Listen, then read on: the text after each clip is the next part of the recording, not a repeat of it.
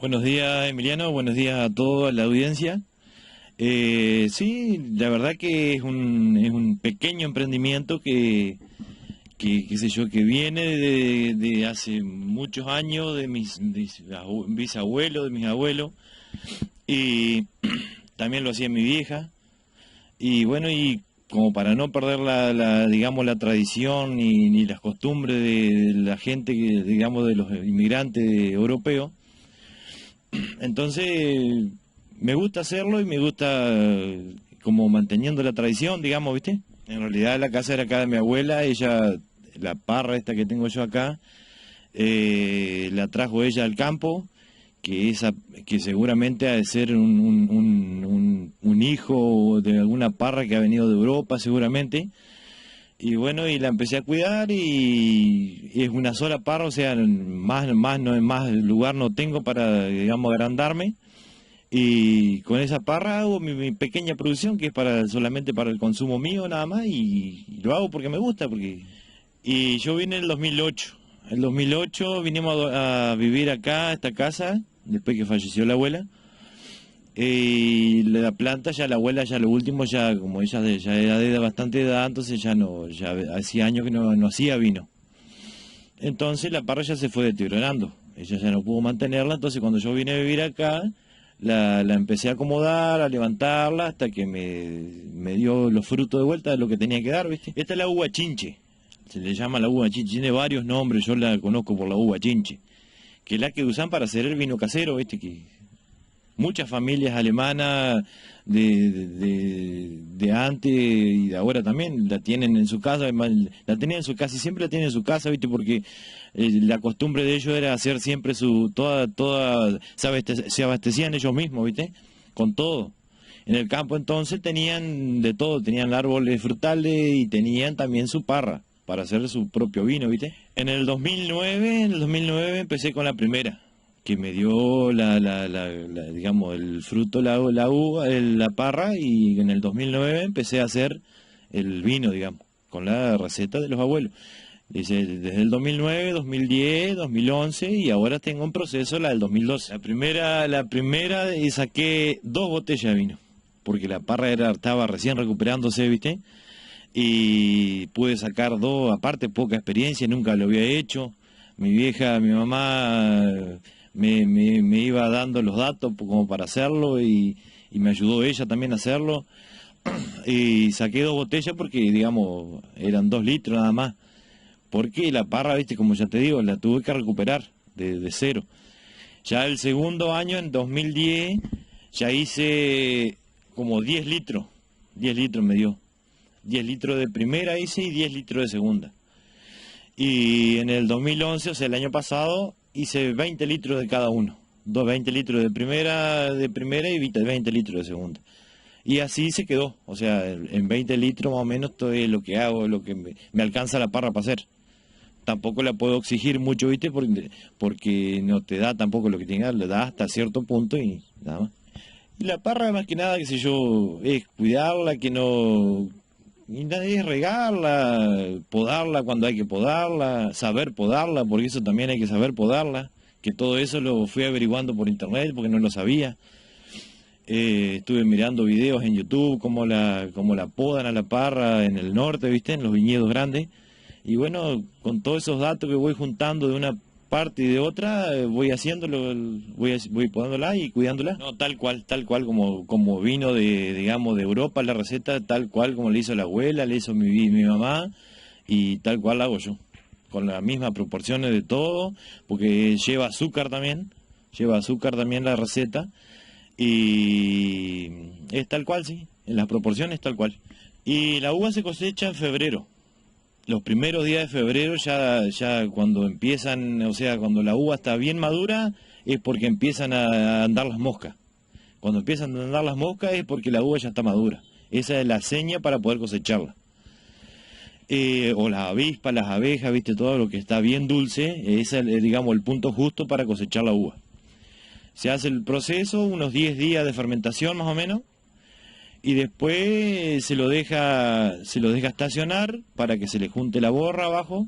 O sea, esa borra hay que ir sacándola todos los meses, ir filtrándola, dejando, o sea, sacando la borra por un lado y dejando el vino bueno por el otro lado, porque al dejarle la borra, el vino se pone agrio. Y bueno, y después la abuela siempre me decía que desde que vos cosechás la uva, que la parra te dio la uva, el fruto, digamos, que vos la cosechaste, el tiempo justo para poder envasarlo al vino es recién cuando florece de vuelta la parra.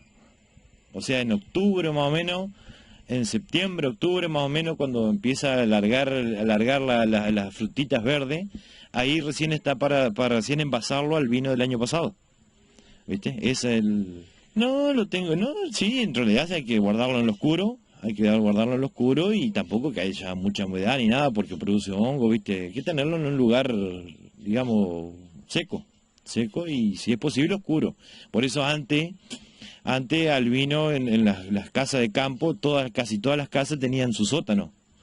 Y en el sótano ahí hacían todo el proceso, porque una parte oscura es una parte que es fresca, ¿viste? No tiene que tener una cierta temperatura también para que se procese el vino solo y no tenerlo tapado hermético hasta poder envasarlo, porque hasta en la primavera tiene su última fermentación antes del envasado. Por eso si uno lo envasa antes al vino, puede llegar hasta reventar las botellas, que a la abuela le pasó. Por eso ella también experimentó en eso. El vino patero, sí, el vino patero más que nada viene de Italia. El vino patero lo hacían los italianos. O sea, eran cosechas grandes, eran tinas inmensas, que las familias enteras hacían una fiesta y bailaban adentro de las tinas apretando las uvas, o sea, pisoteándole las uvas para después procesarla, ¿viste? ¿Y ahora cómo es el proceso? El proceso ahora, digamos, no sé si la tecnología o que uno no quiere ensuciarse cada vez menos. Entonces, también lo saqué por internet. Es digamos, es un rodillo, es un engranaje que lo hice de madera y con eso machaco las uvas. Al principio las uvas las machacaba con las manos, ¿viste? Una que son pocas, viste, que si te toca mucha cantidad, si te quedan las manos acalambradas. Y bueno, y viendo por internet, también los videos de YouTube, como hacen en los viñedos, me hice un tipo de dispositivo para poder amachacar la uva con una manija, una serie de engranajes de madera, para que no tenga, digamos, óxido ni nada, por eso lo hice de madera. Y con eso machaco la uva y después el proceso. Y bueno, la etiqueta me puse un día en la computadora, que mucha facilidad para manejar la computadora no tengo, pero me puse un día en la computadora y empecé a buscar en un programa que tengo, empecé a investigar y a poder hacer una etiqueta. También busqué los modelos de etiqueta de todos los vinos, sacaba ideas de un lado, del otro, hasta que, bueno, la foto que está de las uvas que está en la etiqueta son las uvas digamos, de mi producción. En una foto que saqué le fui agregando, digamos, los nombres y todo, los datos del vino, y así hice la etiqueta. O sea que es todo hecho por vos. Todo hecho por mí. Y digamos, las demás cosas, o sea, las cápsulas de arriba, los corchos, todo eso los compro en Buenos Aires. Para poner el corcho con la antigua tapadora que le decían que hacían el jugo, también los abuelos, me hice un dispositivo también para poder envasarlo, o sea, para poder meter el corcho y con la palanca, digamos, de la envasadora esa, meter el corcho dentro de la botella.